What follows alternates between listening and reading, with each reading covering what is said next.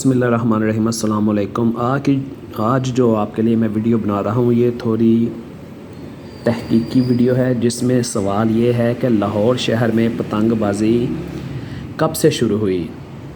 تو جو میرے پاس پرانی ترین اطلاعات ہیں یا جو تحقیق ہے میرے پاس، اس میں یہ ہے کہ لاہور میں پتنگ بازی جو میدانوں میں اور باقاعدہ میلے کی شکل میں شروع ہوئی، وہ تقریباً 250 سال پہلے پتنگ بازی شروع ہو چکی تھی۔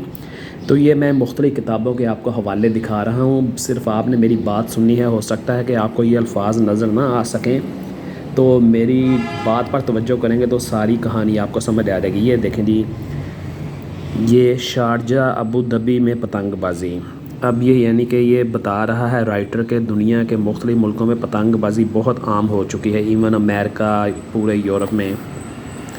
یہ یہاں پر اس کا ٹاپک ہے پتنگ بازی چوباروں اور کوٹھوں پر، یعنی کہ شہر لاہور کے جو سارے مکانات تھے ان پر پتنگ بازی ہوتی تھی۔ اور یہ اس نے حوالہ دیا ہے کہ ہر علاقے کے ہر جو دروازہ تھا اس کی ٹیمیں تھیں، اور ان ٹیموں کے کس کس کے ساتھ بھی، یہ دیکھیں باٹی گیٹ، موری گیٹ، یہ Lohari get, Mochi get, 1 by 1 اس نے اکبری گیٹ، سارے وہ پتنگ بازوں کا بتا رہا ہے۔ دہلی دروازہ، پھر اس کے بعد سرکلر روڈ اڈا، کراؤن باس لکھا ہے، یکی گیٹ لکھا ہے اس نے، ٹھیک ہے۔ یہ سارا مطلب تو جو پتنگ بازی اصل میں تھی، پتنگ بازی باقاعدہ جو سرکاری سرپرستی میں شروع ہوئی اور باقاعدہ جو ایک گراؤنڈ میں کسی منظم میلے کی شکل میں شروع ہوئی، وہ یہاں شاد باغ اسکیم نمبر 2 میں ہے۔ ایک بارادری جسے شیر سنگھ کی سماد بھی کہتے ہیں، لیکن اس سے پہلے شیر سنگھ والے واقعے سے 100 سال تقریباً پہلے یہاں پر جو ایک سماد تھی وہ تھی حقیقت رائے کی، جسے ہندو اور سکھ لوگ اپنی زبان میں باوے کی مڑی کہتے تھے۔ تو وہاں پر باقاعدہ میلہ لگا کرتا تھا بسنت کا، اور وہاں پر پوری تجارتی سرگرمیاں ہوتی تھیں۔ تو میں کتابوں کا حوالہ دیتا ہوں، یہ میں آپ کو لفظ بائی لفظ سنا دیتا ہوں کہ رائٹر نے کیا لکھا ہے۔ ایک انگریز جو سیاح تھا جس نے رنجیت سنگھ دور میں یہاں کی لاہور کی سیر کی تھی، وہ بتاتا ہے کہ اپنے میلہ اس نے کیسے دیکھا، میلے کا آنکھوں دیکھا حال نہ نظریں آپ سے نہ میری زبانی یہ سنیں۔ راکم الحروف کا اندازہ ہے کہ شاہ جہاں کے دور میں مغل دربار میں بسنت تو نہیں، البتہ پتنگ بازی کے شغل میں دلچسپی پیدا ہونا شروع ہو گئی تھی۔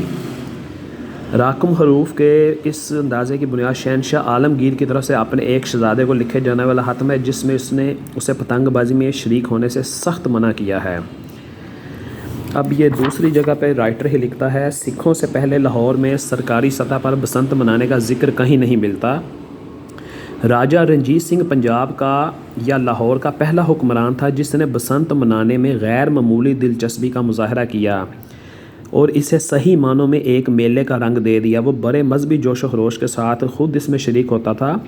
اس موقع پر باقاعدہ دربار لگتا تھا۔ ممکن ہے اس کے دربار سے وابستہ بعض مسلمان بھی اس میں شریک ہوتے ہوں، مگر اس میں عام مسلمانوں کی شرکت کا ثبوت نہیں ملتا۔ ایک انگریز سیاح الیگزینڈر برنر نے 1832 میں لاہور آیا۔ وہ راجہ رنجیت سنگھ کے دربار اور بسنت میلے کا ذکر کرتے ہوئے لکھتا ہے، 6 فروری کو بسنت کا تہوار بڑی شان و شوکت سے منایا گیا۔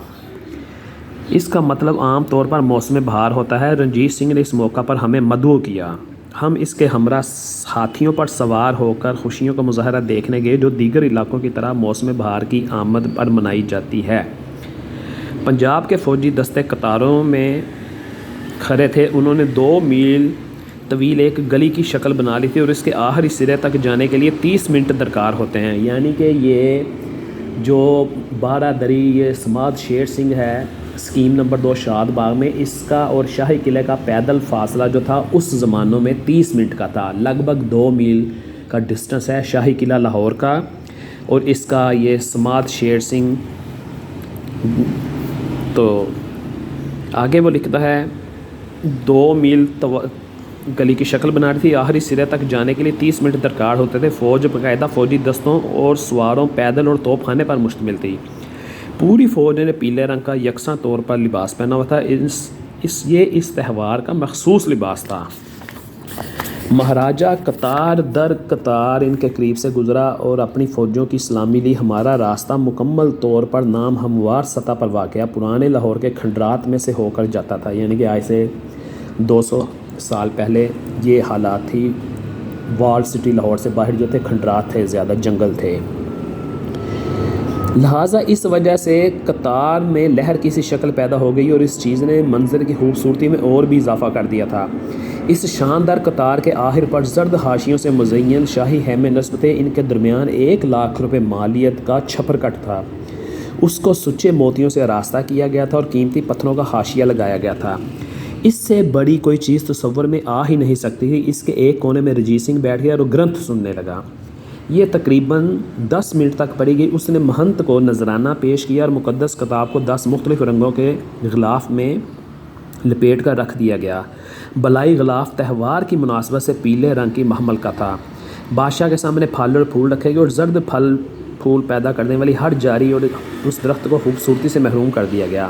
مجھے اس کی کوئی وجہ معلوم نہ ہو سکی کہ اس قدر سادہ رنگ کیوں منتخب کیا گیا، لیکن شاید یہ حکمران کی منمانی تھی۔ اس کے بعد زرد لباس میں ملبوس اس کی فوج کے کمانڈر اور عمرہ مال و زر کی صورت میں نذرانے پیش کرنے کے لیے آئے۔ کابل کے معزول بادشاہوں شاہ زمان شاہ ایوب کے 2 بیٹے داخل ہوئے اور کچھ دیر تک گفت و شنید کی۔ اس کے بعد ملتان کا نواب بھی زرد لباس میں ملبوس اپنے 5 بیٹوں کے ہمراہ خراج عقیدت پیش کرنے کے لیے اس کا شاندار استقبال کیا گیا۔ یہ وہی شخص تھا جو کابل کی مہم میں خوفزدہ ہو گیا تھا اور اب مہاراجہ کا وفادار غلام ہے۔ الیگزینڈر کی اس رپورٹ سے یہ ظاہر ہوتا ہے کہ رنجیت سنگھ کا باجگہ ملتان کا نواب اس تقریب میں شریک ہوا، مگر اس میں لاہور کی عوام کی شرکت کا ذکر اچھا مزید برآں سکھوں کے والہانہ جنون کا اظہار بھی ہوتا ہے پیلے رنگ کی مناسبت سے۔ اچھا، ایک چیز اس نے لکھے، راجہ رنجیت سنگھ کے جانشینوں نے بسنتی تہوار کو باقاعدہ میلے کی صورت میں بجائے بلکہ انہوں نے بسنت پنچمی کو میلے کو تجارت اور اشیاء کی خرید و فروخت کی وسعت دینے کے لیے بھی استعمال کیا۔ 1848 میں بسنت میلہ کو 1 دن کی بجائے 8 روز تک منانے کا فیصلہ کیا گیا۔